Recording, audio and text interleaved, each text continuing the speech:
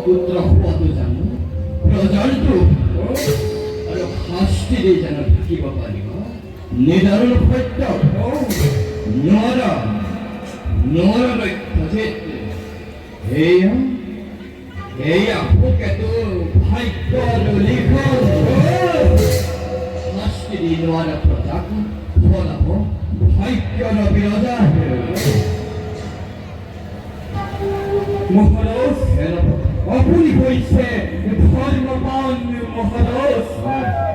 আপনি নিঃস্ব পয়সাৰ বলত সলনি কৰিছে নিজৰ জীৱন